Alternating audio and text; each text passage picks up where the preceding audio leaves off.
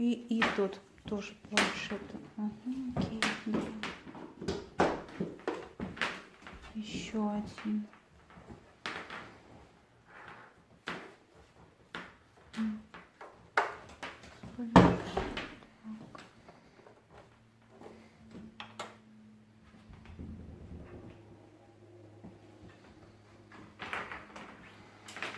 Так, теперь осталось его подождать. Угу.